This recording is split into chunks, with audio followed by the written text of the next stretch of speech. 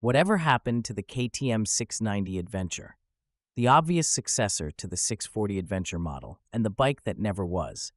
We look back at the 640 Adventure and ask, is the 690 Adventure about to launch? It's the question we hear again and again, and we constantly ask KTM, when is the 690 Adventure coming? We've only been waiting 8 years. Surely it must be due someday soon. Of course, KTM's answer is always the same. There will be no 690 Adventure. And that's a curious stance. Adventure motorcycling has never been more popular than it is today. The internet is awash with round-the-world on a motorcycle blogs. There are countless tour companies who will guide you on a little desert-seeking adventure down Marrakech Way, and, if you've got the money, take you all the way east to Ulaanbaatar. And yet KTM, always the most innovative and adventurous of manufacturers, refuses to make us a mid-size production adventure bike. And that's all the more galling because that's exactly what they did for the decade from 1997 to 2007. How fondly we remember the KTM 640 Adventure, and how richly we covet the remaining examples. We're talking premium values as a second-hand purchase. Where it all began. Okay, let's turn the clock back to 1997. We're only 3 to 4 years after Stefan Pierer's acquisition of the ailing Austrian marque. There's a new impetus, new money, and KTM is developing new machines. In Enduro, the GS models have now become EXCs. There's been a first dip of the orange toe into the road bike market with the Duke, and now KTM is adapting their water-cooled four-stroke single, the LC4, formerly a big-bore enduro engine, to trail and adventure duties. The LC4 motor was already 10 years old in 1997. Having first seen service as a hard enduro power plant, its competition heritage was extended into rally raid use. Heinz Kinnegadner had been campaigning a rally version in the Paris-Dakar, and while he'd taken the odd stage win, he confessed that his world championship-winning motocross background didn't give him the ideal temperament to last the full distance. In fact, from his 7 Dakar starts, he didn't finish one. Full gas. There had been some successes, mind, including victory in the 1993 Atlas Rally and in the 1994 Faroes Rally. By 1997, then, the LC4 was well developed. KTM had certainly ridden it hard into some of the toughest arenas, and so when they chose to enter the adventure market, still called big trailies at that time, they delivered a machine that was far more rugged than what had previously been offered. Bear in mind, we're over a decade past the height of the first Paris-Dakar replica fad, when the likes of Yamaha's XT600 Tenere and Honda's XL600M had brought long-travel suspension and supersized fuel tanks to high streets all over Europe. KTM followed in the spirit of those machines, but brought its own unique added extra, a no-compromise, competition-based motor. Only the essentials was KTM's claim at the time. The Adventure wasn't a toy, wasn't a road bike in fancy look-at-me clothes. This was, KTM said, a bike for the hardcore enthusiast, and that hardcore nature was evident to even the most casual of observers. With 280mm of suspension travel and a lofty 930mm seat height, this was Pucca Enduro Rally spec. Those were 50mm WP forks, and the wheels, yes, proper 21 18-inch sizes, were built to take hard knocks. It had all the look and much of the spec of the proper rally bikes, but with road adventure modifications.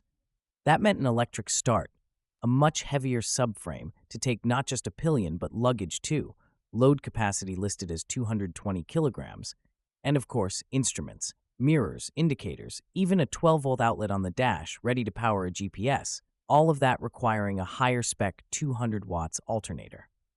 But the 4-valve, single overhead cam, single-cylinder motor was still based on that original race engine, and that meant that despite the addition of a balancer shaft, it still vibrated like a jackhammer.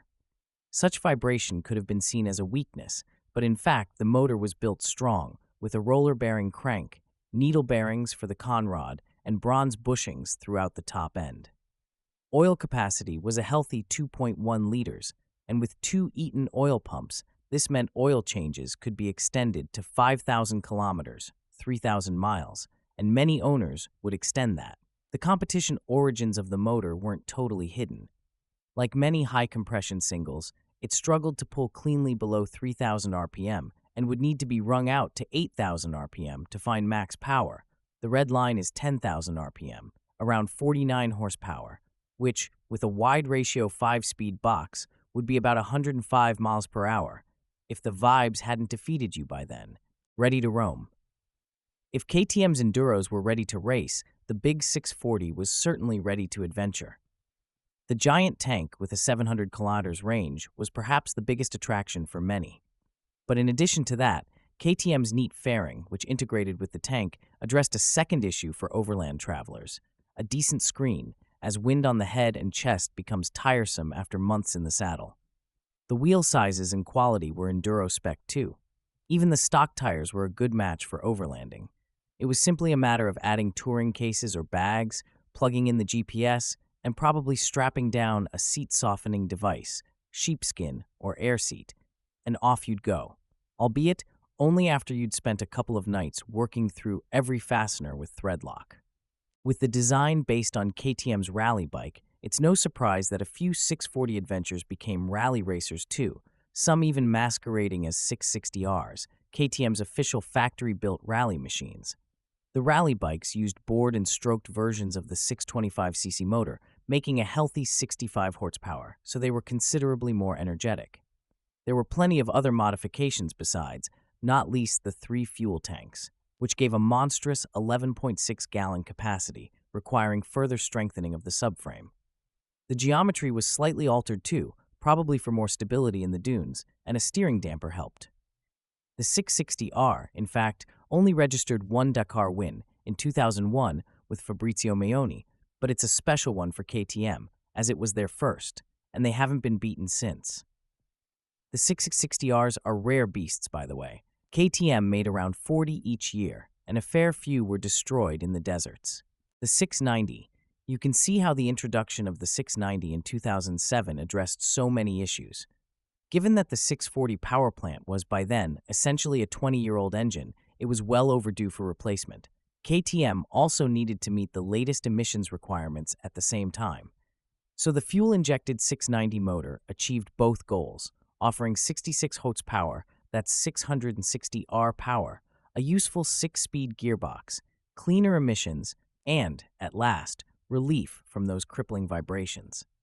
The curious issue, though, is that the 690 has only ever been delivered in trail bike trim, listed under Enduro, not Travel, in the KTM catalog, and only with a modest 12-liter fuel tank. It's also only ever been offered with trail spec suspension, providing just 250mm of travel front and rear, not the full 300mm plus 12-inch spec of the old Adventure, resulting in a more modest 280mm ground clearance, which could have been worse if the frame had been a conventional twin-loop design rather than the trellis type that's been adopted. Despite repeated requests from customers, dealers, and magazines alike, KTM has consistently refused to upgrade the 690 to full adventure spec. Today, if you want a single-cylinder, mid-size KTM adventure bike, you'll need to turn to the aftermarket, which seems oddly at odds with Austria's ethos of marketing hard parts to existing customers. With the fuel tank now under the seat, very BMW. The aftermarket suppliers provide clip-on tanks, typically 2 by 5 liters, in the conventional top-of-the-frame position to stretch total capacity to around 22 liters. You'll need to speak to the same crew for a fairing, too. The best example of such kits is the excellent British-made Rally Raid kits, although you'll need around 750 pounds for the tank kits, plus another 1,500 pounds for the fairing. That's right, 2,250 pounds or thereabouts, plus 7,799 for your 690R. So you can understand why certain individuals really want to see KTM build a 690 Adventure. Will there be one? So here's the crux of the matter. Can we expect KTM to ever produce a 690 Adventure? Despite asking this question of them 4 times a year for the last 8 years, we once again asked the team in Mattighofen to address this conundrum. KTM's off-road product manager, Yoshi Sauer, was uncharacteristically quiet on the subject, but we caught up with KTM's public relations manager, Thomas Kutruf, and he had this to say. KTM's current LC4 strategy and model lineup is based on 2 different chassis fuel tank airbox platforms, Street, Duke, and Off-Road, Enduro SMCR. A proper 690 adventure would require a third platform layout to achieve the combination for a powerful, off-road capable, long-distance machine, big fuel tank. Considering the effective market figures and sales volume to be expected, this huge effort to create an all-new LC4 package, unfortunately, can't be justified. And there the matter lay until, in February this year, the internet came alive, and not for the first time, with 690 adventure speculation. The difference this time was a selection of spy shots. Hopefully, like us, you're pretty skeptical about so-called spy shots. For instance, in this case, our spy was able to position himself nicely for a low-level shot of a cornering 690 development machine, then jump into a car to snap a neat tracking shot where car and bike travel in tandem before hanging around for an evening shot of the bike while also being present for a convenient KTM and BMW F800 GS double shot. Even MI5 can't maintain that level of surveillance undetected. Anyway, the spy shots, or factory-leaked images, as we like to call them, are significant. For if you study them, you'll notice almost immediately that this bike has the third platform layout, exactly as Kutruf alluded to.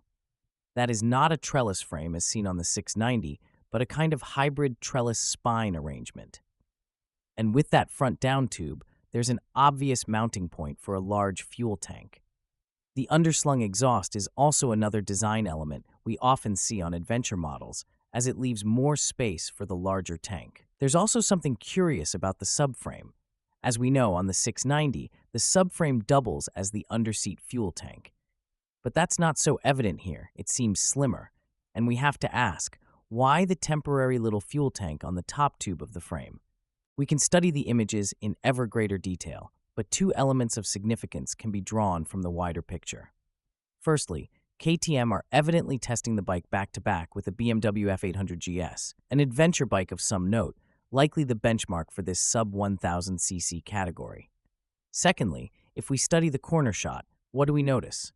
Look beyond the bike, and we'll see the Austrian countryside is in full bloom, which would suggest the photograph was taken around summer 2014.